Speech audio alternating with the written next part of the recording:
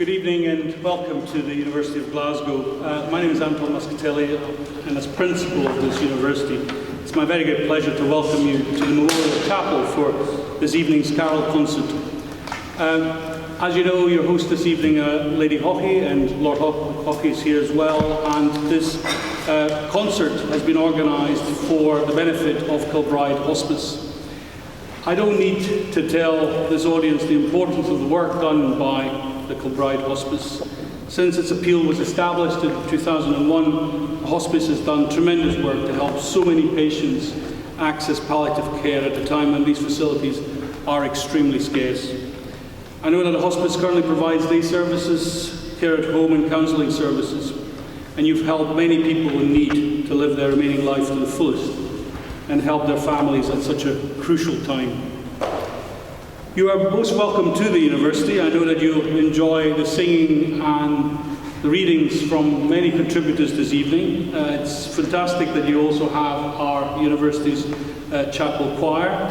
It's one of the most renowned university choirs in the country, led by Dr Katy Cooper, and they're present at most of the university events. So we're very proud of them and delighted that they're here with you this evening.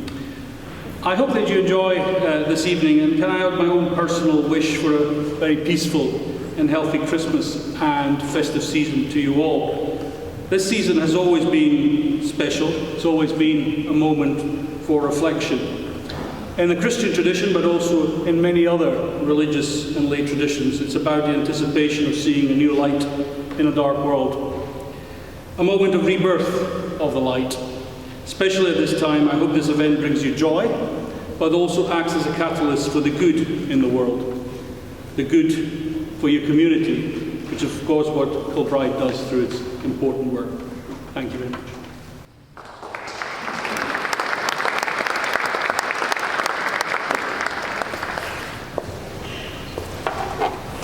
This is the Gospel according to St. Luke, and a decree went out from Caesar Augustus that the whole world should be enrolled. And Joseph also went up from Galilee into the city of David, which is called Bethlehem, with his espoused wife Mary to be taxed, and she was great with child. And it came to pass that when they were there, the days were accomplished that she should be delivered. And she brought forth her firstborn son, and wrapped him in swaddling clothes, and laid him in a manger. And there were in the same country shepherds abiding in the same field, keeping watch over their flocks by night. And lo, the angel of the Lord came upon them, and the glory of the Lord shone round about them, and they were sore afraid. And the angel said unto them, Fear not, for behold, I bring you good tidings of great joy, which shall be to all people. For unto you is born this day in the city of David a Saviour, which is Christ the Lord.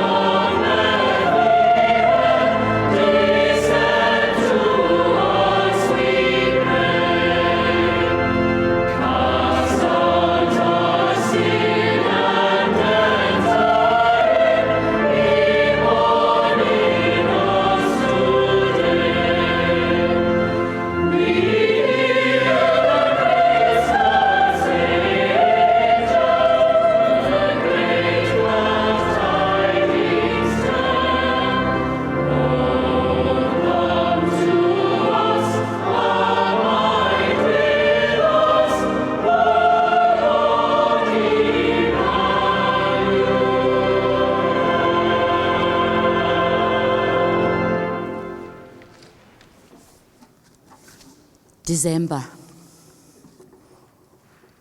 Gloomy December. It starts with an epigraph from the former Poet Laureate Caroline Duffy, my great friend, and the quote from her poem says, "These are the shortened days and the endless nights." Gloomy December. The doldrum days of the dead of winter. These are the shortest days and the endless nights. So wish for the moon and long for the light.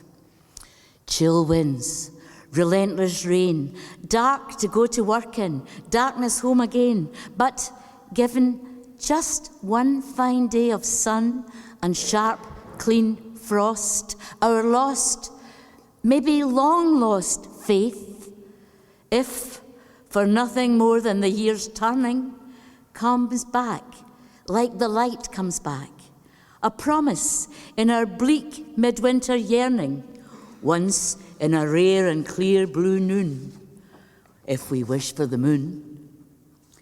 Till then, the light's soul and spirit is locked in its absence and our longing for it.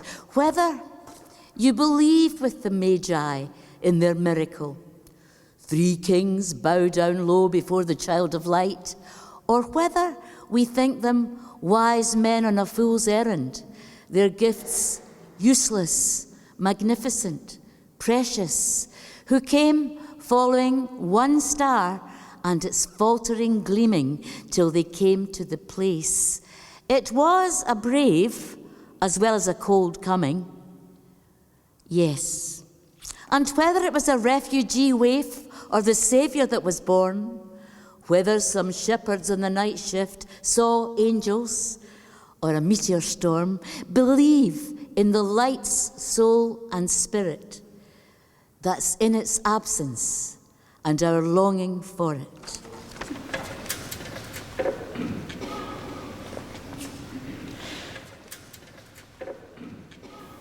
I heard the bells on Christmas Day, their old familiar carols play, and wild and sweet the words repeat of peace on earth, goodwill to men. And thought how, as the day had come, the belfries of all Christendom had rolled along the unbroken song of peace on earth, goodwill to men. Till ringing, singing on its way, the world revolved from night to day, a voice, a chime, a chant sublime of peace on earth, goodwill to men.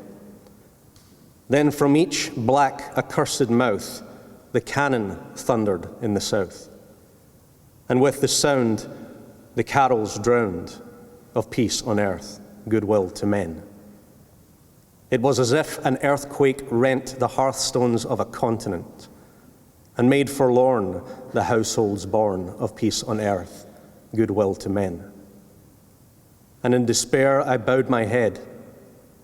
There is no peace on earth, I said, for hate is strong and mocks the song of peace on earth, goodwill to men. Then pealed the bells more loud and deep. God is not dead, nor doth he sleep. The wrong shall fail, the right prevail, with peace on earth, goodwill to men.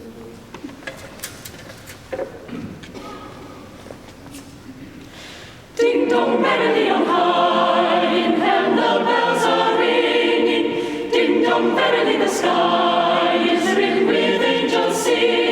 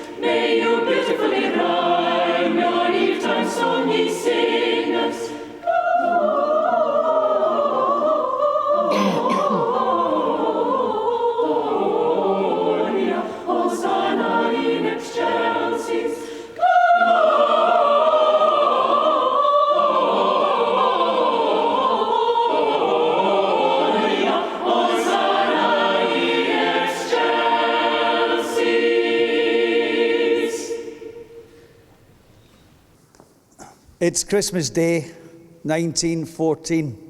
The Great War is in its infancy.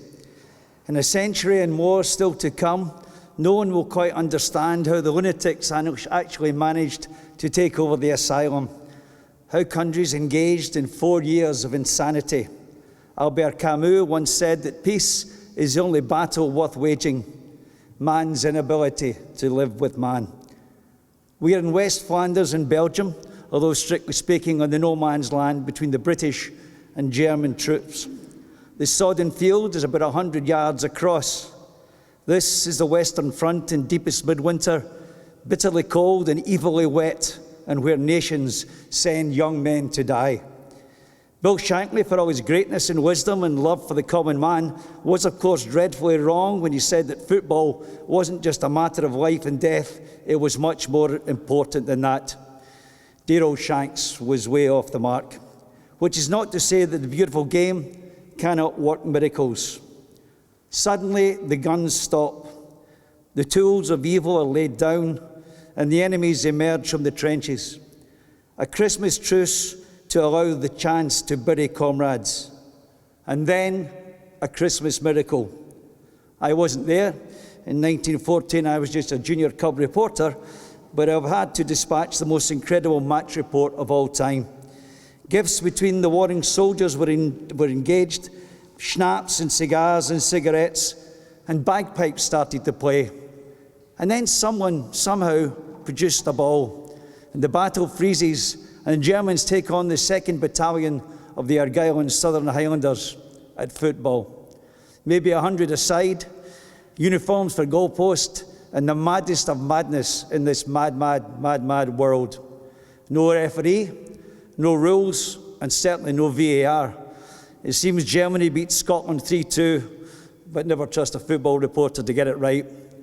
The war doesn't stop. Elsewhere this day, 100 British soldiers will lose their lives in France and Flanders. But here on this field in the Western Front, there is a shaft of hope. 3-2 it might have been in the neutral territory, but it is the great game which wins the day. But the interlude is brief. The men want the peace to stretch, but the generals and politicians are motivated by greed and power, and the killing game restarts and goes on and on through another world war in Vietnam, Korea, the Gulf, the Falklands, Afghanistan, in Africa, the Caribbean, Ukraine, and now Gaza again. Killing fields 1, football fields 0.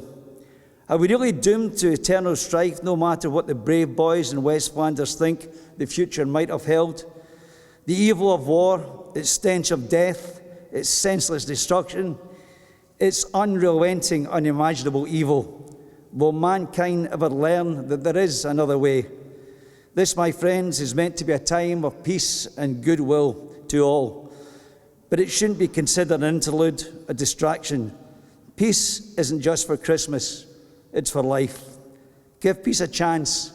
Preach love and mercy, as the great Brian Wilson always says.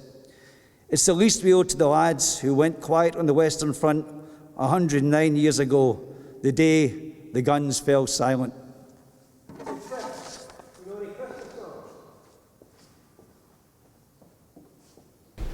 Stille Nacht, heilige Nacht, alles schläft, einsam wacht, nur das traute hochheilige Paar. Holder Knabe im lockigen Haar, schlaf in himmlischer Ruhe, schlaf in himmlischer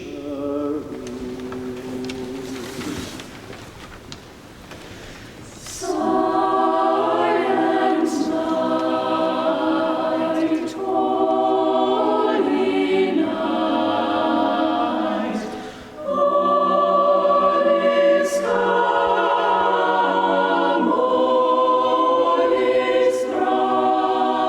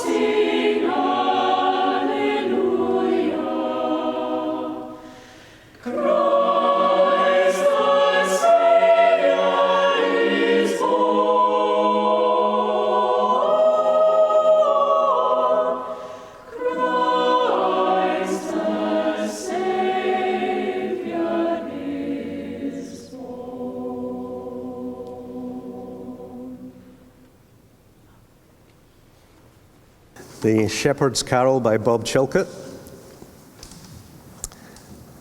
We stood on the hills, lady, our day's work done, watching the frosted meadows that winter had won. The evening was calm, lady, the air so still. Silence more lovely than music folded the hill. There was a star, lady, shone in the night. Larger than Venus it was, and bright, so bright. Oh, a voice from the sky, lady, it seemed to us then, telling of God being born in the world of men. And so we have come, lady, our day's work done. Our love, our hopes, ourselves, we give to your Son.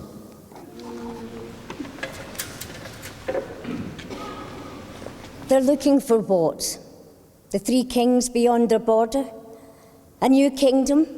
Peace and truth and love? Justice and order? One was black and one was brown and one was yellow. A star crooked its jeweled finger. The three kings follow. How did they fare, the three kings? Where did they dine? They lived on a crust or two and sour wine. One was yellow and one was black and one was brown. They passed a scorched and rutted plain and a broken town. Whom did they meet, the three kings, among the thorns? Herod's captains hunting with dogs and horns. One was brown and one was yellow and one was black. Here's what they found: a refugee bairn wrapped in a sack. What did they do, the three kings, when they got home? In Vietnam, Rhodesia, Kashmir, troubled they bide till the kingdom come.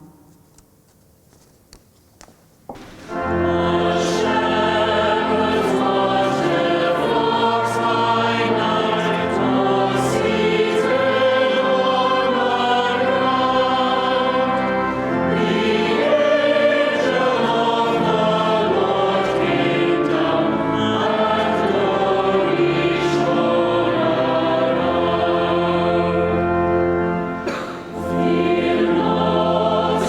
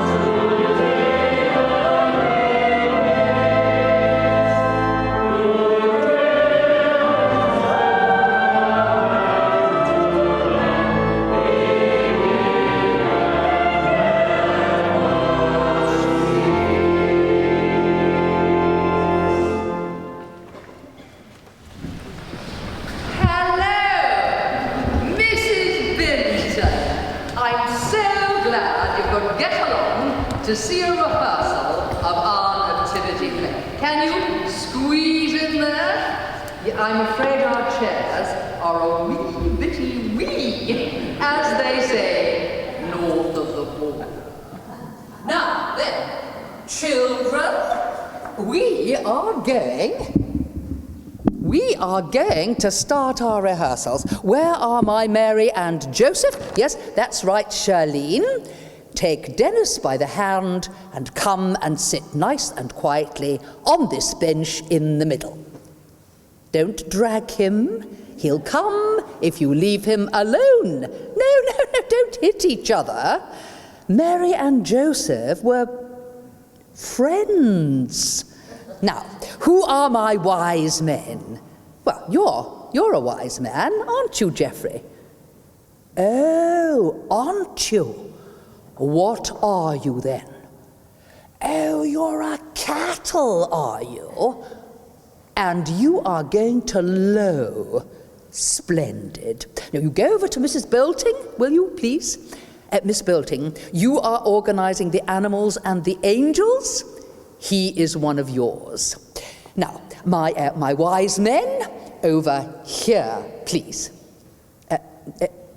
Billy, Peter, George. George, wise men never do that. Now, my kings, please, of course, Mrs. Binton, we know that by tradition, the wise men and the kings are one and the same, but we did want everyone in our nursery school nativity play to have a chance, so we've taken a few liberties, and I don't think anyone will mind. Now, kings, Sidney, Neville, Cliff, and Nicholas and Oniades. Over here. There we are. Yes, 4 kings, I'm afraid. Well, we happen to have 4 lovely crowns, so it seemed a pity not to use them. Sidney, put your crown on straight, please, and not over one eye. What have you got under your jersey? Well, that's not the place for a hamster, is it? Put him straight back in the little pen, please. Sidney, which one have you got? Boris Johnson or Rishi Sunak? Well, who's got Rishi Sunak? Neville, put him back at once. Poor Boris Johnson and Rishi Sunak. It isn't very Christmassy for them under your jersey, is it? Well, Sidney, I think it serves you right if Boris Johnson did bite you. And don't bite him back, because he's smaller than you are. Are you bleeding? Then don't make such a fuss. Now then, shepherds, Jimmy, you are my first shepherd and not a racing car. Yes, Caroline, you are a shepherd.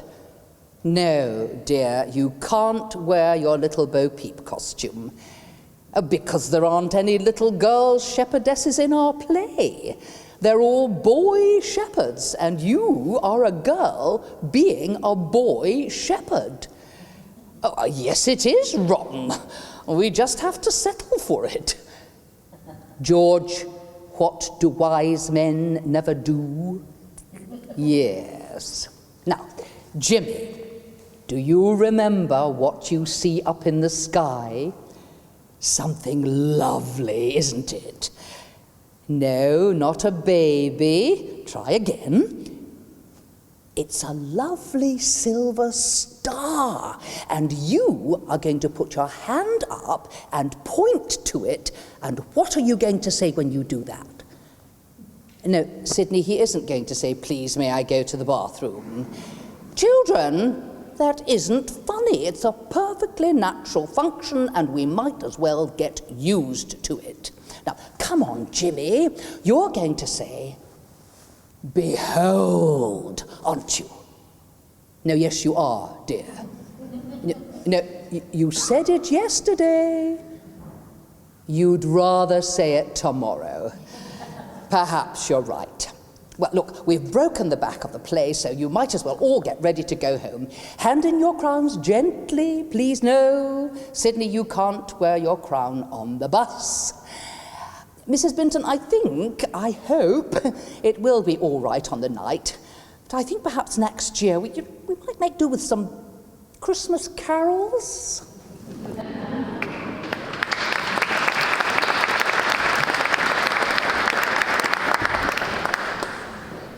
The 25th of December. My dearest darling, that partridge in that lovely little pear tree. What an enchanting, romantic, poetic present. Bless you and thank you. Your deeply loving Emily. 26th of December. Oh, my dearest darling Edward, the 2 turtle doves arrived this morning and are cooing away in the pear tree as I write. I am so touched and grateful. With undying love, Emily. 27th of December. My darling Edward, you do think of the most original presents. Whoever thought of sending anybody 3 French hens? Do they really come all the way from France? It's a pity we don't have any chicken coops, but I expect we'll find some. Thank you anyway. Your loving Emily. 28th of December. Dearest Edward, what a surprise. 4 calling birds. They are sweet, even if they do call rather loudly, making telephoning impossible. I expect they'll calm down once they get used to their new home. I'm very grateful. Of course I am. Love, Emily.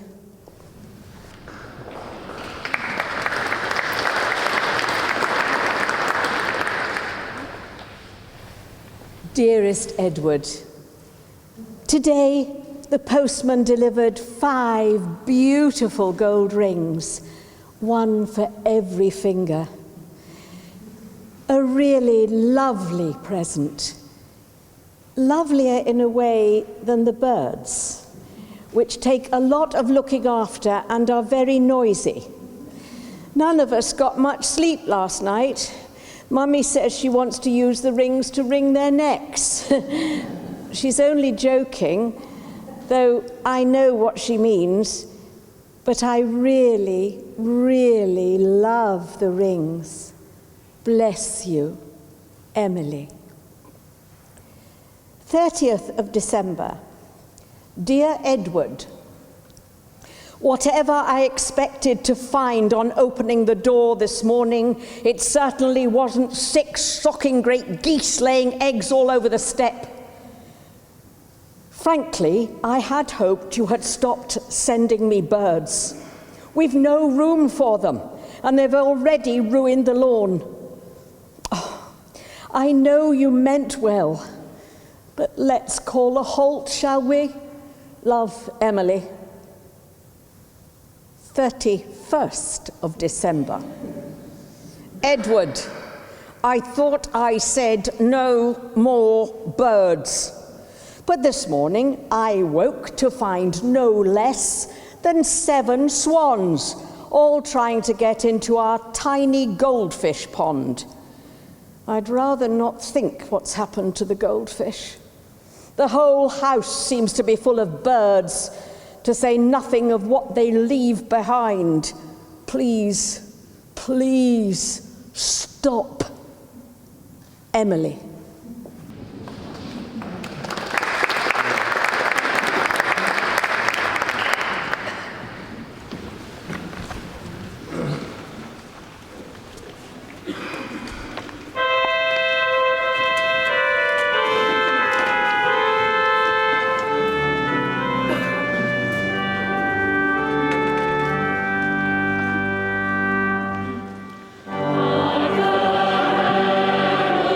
Angels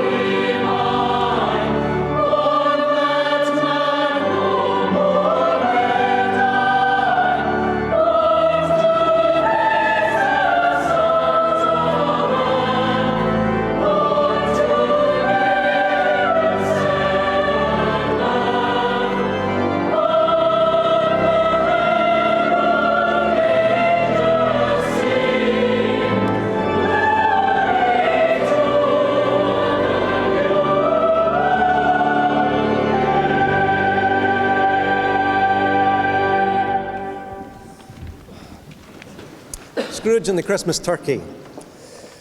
Running to the window, he opened it and put out his head. No fog, no mist, clear, bright, jovial, stirring, cold. Cold piping for the blood to dance to. Glorious sunlight, heavenly sky, sweet, fresh air, merry bells. Oh, glorious, glorious. "What's today?" cried Scrooge, calling downward to a boy in Sunday clothes, who perhaps had loitered in to look about him. "Aye?" returned the boy with all his might of wonder. "What's today, my fine fellow?" said Scrooge. "Today?" replied the boy. "Why, Christmas Day!" "It's Christmas Day," said Scrooge to himself. "I haven't missed it. The spirits have done it all in one night. They can do anything they like, of course they can. Of course they can. Hello, my fine fellow." "Hello," returned the boy. "Do you know the poulterers in the next street but one at the corner?" Scrooge inquired. "I should hope I do," replied the lad. "An intelligent boy," said Scrooge. "A remarkable boy. Do you know whether they've sold the prize turkey that was hanging up there? Not the little prize turkey, the big one." "What? The one as big as me?" returned the boy. "What a delightful boy," said Scrooge. "It's a pleasure to talk to him. Yes, my buck." "It's hanging there now," replied the boy. "Is it?" said Scrooge. "Go and buy it." "Are you joking?" No, said Scrooge. "I am in earnest. Go and buy it and tell them to bring it here that I may give them direction where to take it. Come back with the man, I'll give you a shilling. Come back with him in less than 5 minutes, I'll give you half a crown." The boy was off like a shot.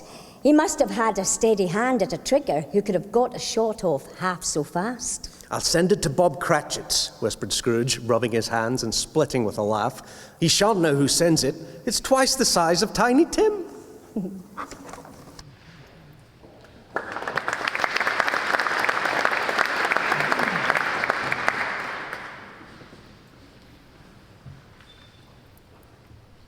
Hello. A great deal of steam. The pudding was out of the copper. A smell like a washing day. That was the cloth. A smell like an eating house and a pastry cook's next door to each other, with a laundress's next door to that. That was the pudding. In half a minute, Mrs. Cratchit entered, flushed but smiling proudly, with the pudding, like a speckled cannonball, so hard and firm, blazing in half a quartern of ignited brandy and bedight with Christmas holly stuck into the top. It was a wonderful pudding. Bob Cratchit said, and calmly too, that he regarded it as the greatest success achieved by Mrs. Cratchit since their marriage. Mrs. Cratchit said that now the weight was off her mind, she would confess that she had had her doubts about the quantity of flour. Everybody had something to say about it, but nobody said or thought it was at all a small pudding for a large family. Well, it would have been flat heresy to do so, and any Cratchit would have blushed to hint at such a thing. At last the dinner was all done. The cloth was cleared, the hearth swept, and the fire made up. The compound in the jug being tasted and considered perfect, apples and oranges were put on the table, and a shovelful of chestnuts thrown on the fire. Then all the Cratchit family drew round the hearth, in what Bob Cratchit called a circle, meaning half a one. And at Bob Cratchit's elbow stood the family display of glass, 2 tumblers and a custard cup without a handle.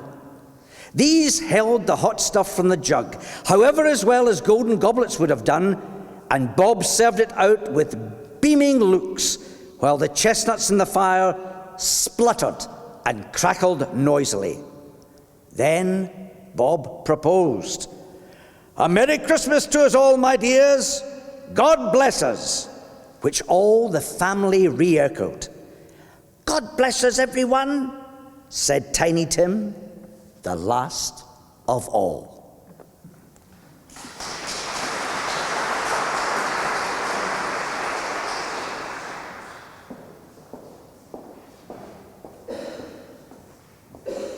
First of January.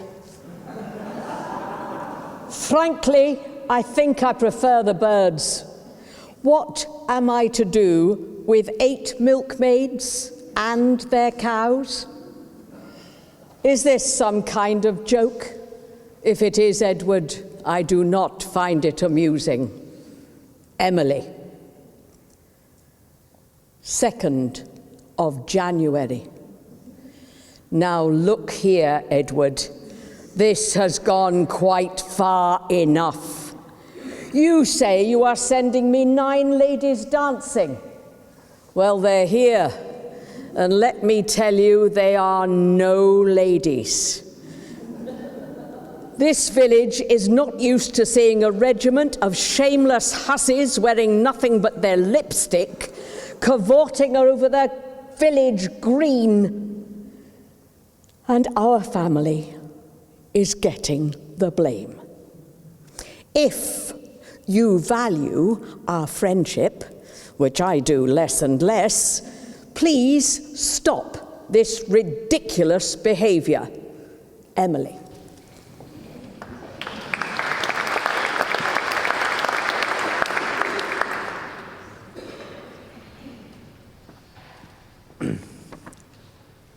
The perfect Christmas cake. Ingredients: 8 ounces of butter, 4 large eggs, 8 ounces of dried fruit, juice of a lemon, 4 ounces of brown sugar, a teaspoon of baking powder, a teaspoon of salt, 4 ounces of chopped nuts, and a bottle of whiskey. You're now ready to make your cake. So, sample the whiskey. To check for quality, get out your bowl and mixer. Check the whiskey again to make sure it is of the highest quality. Pour 1 level cup and drink. Turn on your electric mixer and beat the butter until the bowl is fluffy. Add a add a teaspoon of baking powder and beat some more. Make sure the whiskey is still okay. Try another tub. Turn off the mixer and add the eggs. Now chuck in the fruit. Mix again. If it sticks to the beaters, price it off with use a drew scriver. Sorry, I do apologise. Sample the whiskey again to check the consistency. And next, sift 2 cups of, salt or something? Who cares? Shake the whiskey again. Now, sift the lemon juice and strain your nuts. That's it. Add the brown sugar, or whatever colour you can get, and mix well with a Babel spoon. Grease the oven and turn on the bunting thing to 200 degrees. Fan. Don't forget to beat off the turner. Turn off the teeter. Throw the bowl out of the window. Whisk the whiskey again, and boat again. Merry Christmas, and I thank you. Thank you.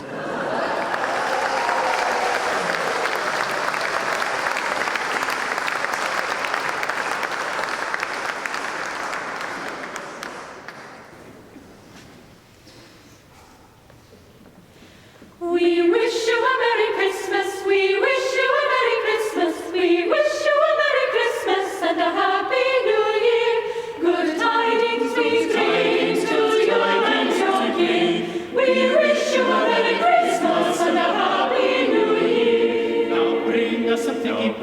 some figgy bring us some figgy pudding, some figgy bring us some figgy pudding, and bring some out here. Good tidings we bring to you and your king. We wish you a Merry Christmas and a Happy New Year.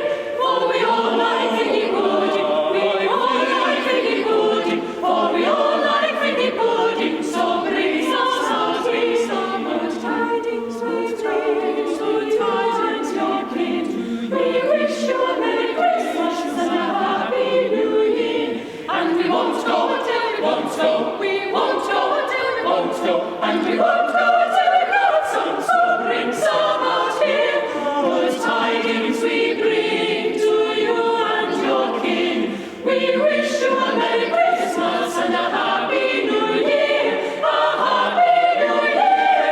We wish you a Merry Christmas and a Happy New Year.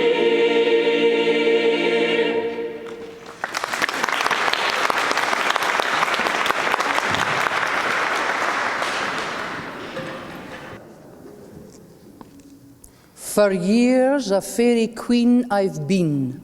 For years I've foiled the demon king. But alas, I'm getting on. The years have flown somehow, and I feel that fairy Snowdrop isn't wanted now. And I feel that fairy Snowdrop isn't wanted now. Nobody loves a fairy when she's 40. It's going it a bit now, but never mind. Nobody loves a fairy when she's old. The face of this immortal one to many has appealed, but gone is the illusion once you've had it sold and healed. When you have lost your little fairy dimples and the moth holes in your dress lit in the cold, the goblins and the pixies turn their backs and say, hey, Nixie, nobody loves a fairy when she's old. Nobody loves a fairy when she's 40. Nobody loves a fairy when she's old. As far as I can see, they try to push you off the map when once your wand is withered and your wings refuse to flap. When you can't cast a spell without it spilling, and a fairy tale for years you haven't told. You stand there shouting, what-oh? But they all pass by your grotto. Nobody loves a fairy when she's old. Nobody loves a fairy when she's 40. Nobody loves a fairy when she's old. She may still have her magic power, but that is not enough. They like their bit of magic from a younger bit of stuff. When once your silver star has lost its glitter, and your tinsel turns to rust instead of gold, your fairy days are ending when your wand has started bending. Nobody loves a fairy when she's old.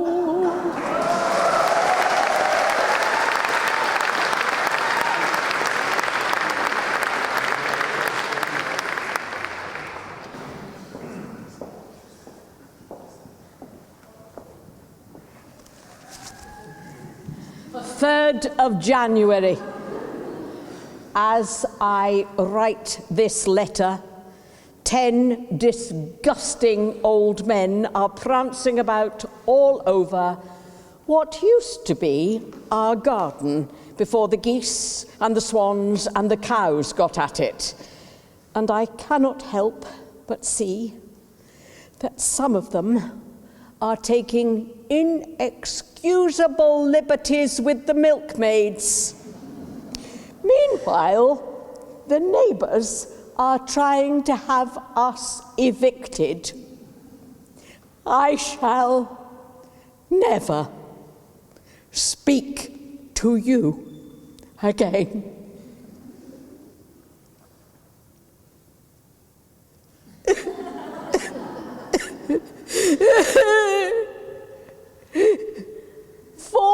January. This is the last straw. You know I detest bagpipes. This place has become a cross between a madhouse and a menagerie. A man from the council has declared this house unfit for habitation. At least my mother has been spared this latest humiliation.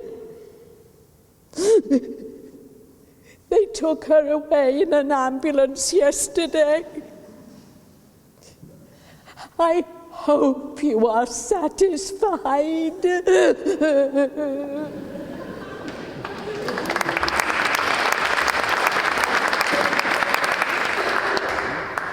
5th of January.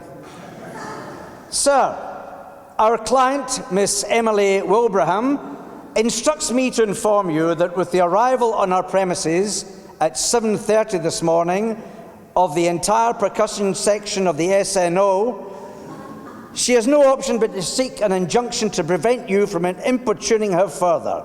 I am making further arrangements for the return of much assorted livestock. I am, sir, yours faithfully, J. Smith, Solicitor at Law.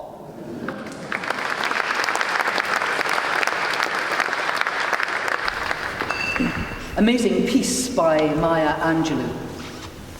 Thunder rumbles in the mountain passes, and lightning rattles the eaves of our houses.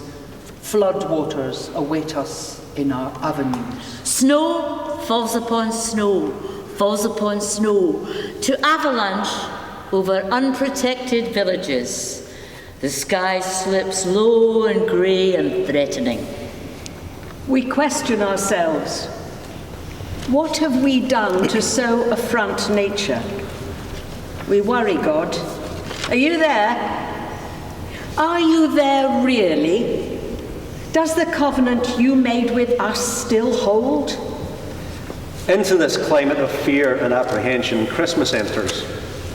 Streaming lights of joy, ringing bells of hope, and singing carols of forgiveness high up in the bright air. The world is encouraged to come away from rancour, come the way of friendship.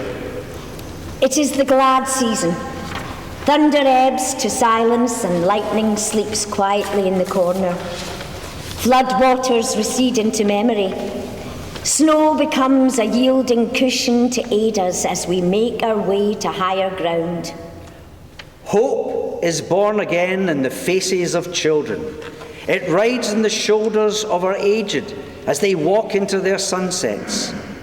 Hope spreads around the earth, brightening all things, even hate, which crouches breeding in dark corridors.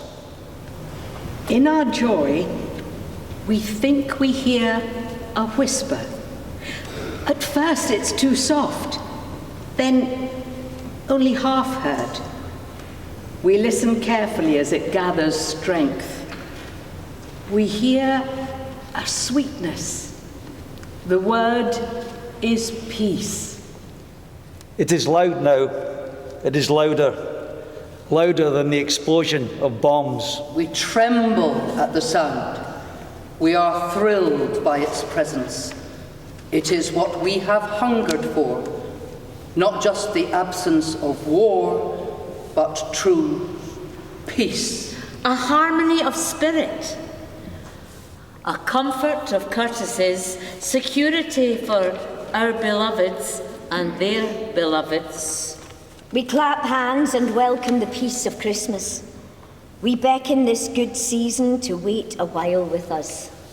We, Baptist and Buddhist, Methodist and Muslim, say, come, peace, come and fill us and our world with your majesty. We, the Jew and the Jain, the Catholic and the Confucian, implore you to stay a while with us, so we may learn by your shimmering light how to look beyond complexion and see community. It is Christmas time, a halting of hate time. On this platform of peace, we can create a language to translate ourselves to ourselves and to each other. At this holy instant, we celebrate the birth of Jesus Christ into the great religions of the world. We jubilate the precious advent of trust.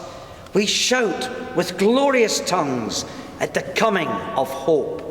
All the earth's tribes loosen their voices to celebrate the promise of peace. We, angels and mortals, believers and non-believers, look heavenward and speak the word aloud. Peace. We look at our world and speak the word aloud. Peace. We look at each other, then into ourselves, and we say without shyness or apology or hesitation, Peace, my brother. Peace, my sister. Peace, my soul. It is at this time that we remember those who are no longer with us. Tonight especially, we think of Stuart Macquarie, who was the chaplain here at the university from 2001 until his retirement in 2020, and who was closely involved with the previous events for the Kilbryde Hospice here in the University Chapel. We also remember Leslie Hope Main, who painted the beautiful snow scene, which is reproduced on the front of your programme. They both passed away very recently. These words from Charles Dickens ring true, I think. How many old recollections and how many dormant sympathies does Christmas time awaken? Many of the hearts that throbbed so gaily then have ceased to beat. Many of the looks that shone so brightly then have ceased to glow. The hands we grasped have grown cold. The eyes we sought have hid their lustre in the grave. And yet, the old house, the room, the merry voices and the smiling faces, the jest, the laugh, the most minute and trivial circumstances connected with these happy meetings crowd upon our mind at each recurrence of the season, as if the last meeting had been but yesterday.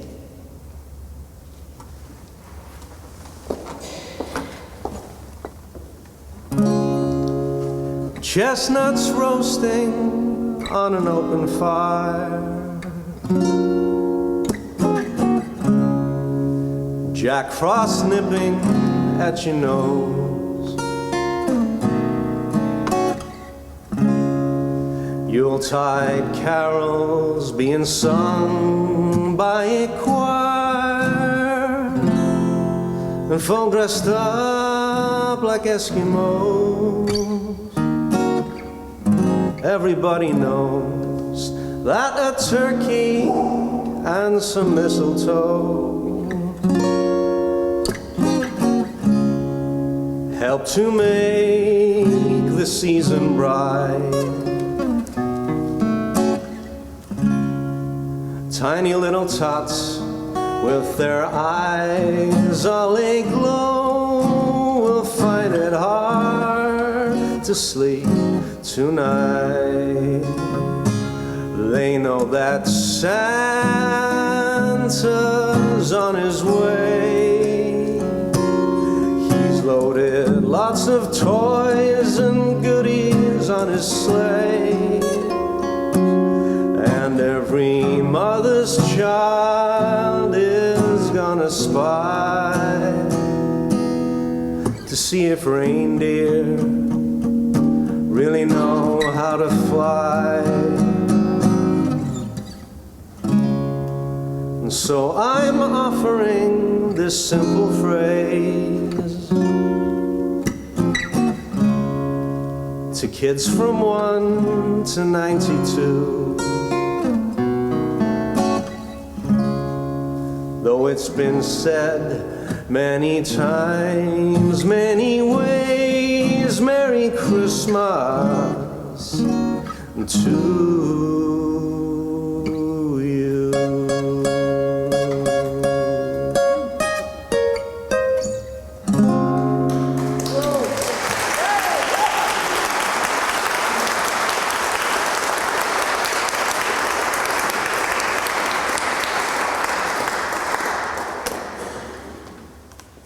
Lord and Lady Hockey Principal of Glasgow University, my dear friends of Kilbryde Hospice.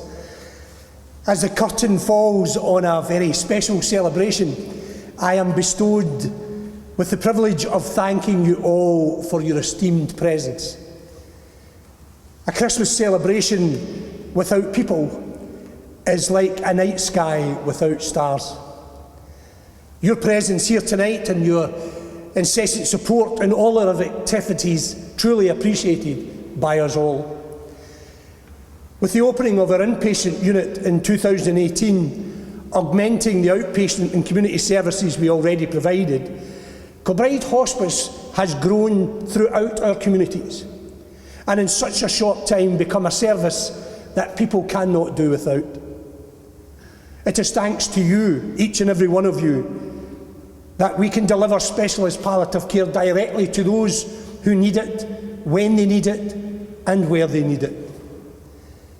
It costs in the region of some £3.8 million per year to deliver our free services to the people that we support, and your support tonight will assist us in continuing to deliver that support and continue making that happen. Of course, I have been asked to remind you this evening that when you arrived earlier on, you received a programme, and inside the programme you will find a red or a green envelope in which a donation can be made to Kilbryde Hospice this evening. You will also see some of our wonderful fundraising team around the cathedral this evening, and there is also, as you know, in modern days, if you have no cash, they can always take card at donation stations. That's a first for me in the 20 years I've done this.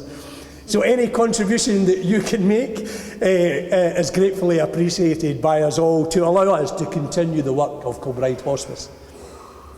And so, ladies and gentlemen, it is with a privileged heart that I have the opportunity to thank a number of people who have worked extremely hard in bringing together tonight's performance. Ladies and gentlemen, I'm sure you will agree that tonight's music was truly award-winning.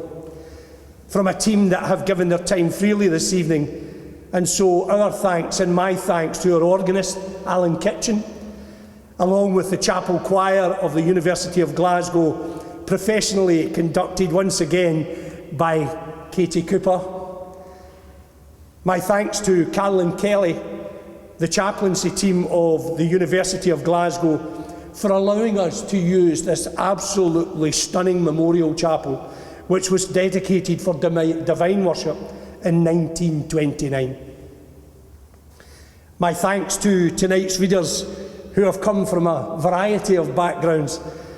Well-known actress to the stage and screen, Maureen Beattie, who I personally remember from a role in Casualty. Thanks, Maureen. Actor Sean Biggerstaff, whom I'm sure, like me, you'll remember Sean from the great Harry Potter movies. TV and radio football pundit Chick Young, Only an Excuse and Two Doors Down actor Jonathon Watson, Scottish poet and broadcaster Liz Lochhead, Scottish actress Maureen Carr from Still Game and River City, and what a young Cratchit you made tonight, absolutely fantastic. And a lady who has become a great friend of Kilbryde Hospice, the wonderful voice and drama teacher Larry Sullivan. We are also delighted and extremely thank you to the principal sponsors of this evening, and the wonderful Anne and Taylor Ferguson, Yvonne Smith, Pawan Sood and Sati Singh. Thank you from all of us at Kilbryde Hospice. We are delighted that tonight's event has been filmed and edited by John Case and Keir Murray. This will be great for us to share with our patients, their families and our communities of the beautiful event that has taken place this evening, and I for one am excited to see some of our patients' faces hearing these wonderful readers and this beautiful choir this evening. And who could leave our Dr Rajan Madhawk? Rajan's not happy with me because I didn't give him a shot of our 1967 Jaguar and he's annoyed that he didn't get a wee chance to use that. But the next time somebody donates one for us to raffle off, Rajan, you'll be the first in it. So my personal thanks to you, Rajan, for really making this happen. And for the organisers who helped you to do that, for their expertise, their skills, their patience, bringing this event together. Larry Sullivan, Lady Susan Hockey, Emma Sutherland, Giovanni from UCB Delhi, the team from the Burnside Hotel, and of course Kilbryde's Leslie Wiggins and the Kilbryde Hospice fundraising team. Once again, on behalf of Kilbryde Hospice, my thanks to you all. My thanks to you for caring for Kilbryde and the people we serve in your name. I wish you a very peaceful and happy Christmas. I now ask Lady Susan Hockey to come and give the final blessing.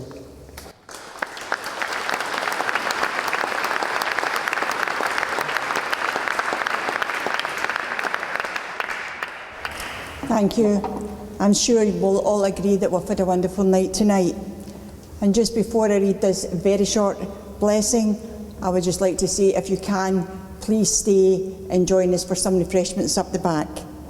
And the final blessing: God bless the master of this house and the mistress also, and all the little children that round the table go, and all your kin and kinfolk that dwell both far and near.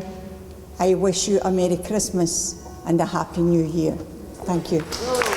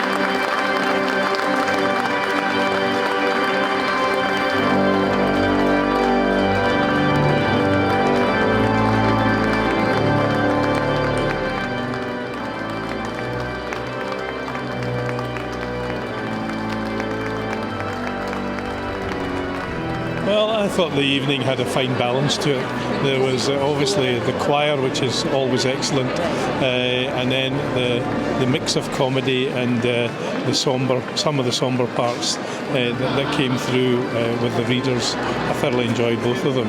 And then the evening began kind of in a sombre sort of mood, and then moved into something that became quite jolly. And the hymns are always very enjoyable. Wonderful listening to the choir as well. Superb. I think everyone has a preconceived idea of what the hospice is going to be before they come in. A place that's doom and gloom and everyone's sad and crying. That's just not the case at Kilbryde Hospice anyway. We try and make everything as happy as we can. We're really aware that sometimes, especially at this time of year, it can be someone's last Christmas with their family. So we just go above and beyond to try and make it the happiest, most special time for them.